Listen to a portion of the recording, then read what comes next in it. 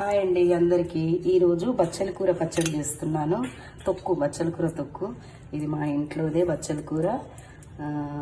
ఉల్లిపాయలు కొంచెం ఇలా చింతపండు శుభ్రం చేసుకొని అంతా కడిగి ఇలా అంతా పెట్టుకొని వేయించిన నువ్వులు కొన్ని, ఉప్పు, పసుపు మిక్సీలో వేసుకున్నాను.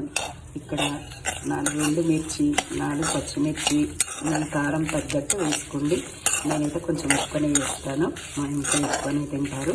ఎల్లిపాయలు, ధనియాలు, జీలకర్ర, కొన్ని మెంతులు, 4 గింజలు మెంతులు వేసి ఇవన్నీ వేయించుకోవాలి.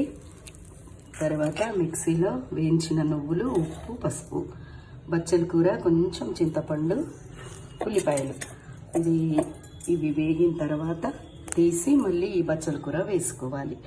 అన్నీ కలిపి మిక్సీ చేసుకోవాలి. అంతే. బచ్చల కూర, కొంచెం చింతపండు, ఉల్లిపాయలు ఇలా అంతా మంచిగా ఉడికించుకోవాలి. ఉడికిన తర్వాత అన్నీ కలిపి మిక్సీ చేసుకోవాలి.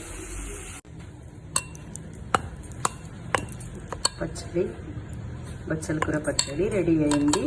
ఉల్లిపాయలు మిక్సీ చేయకుండా కొన్ని పక్కకు పెట్టాము ఉడికించినవి. ఇలా లాస్ట్కి పైకి కలుపుకుంటే బాగుంటుంది.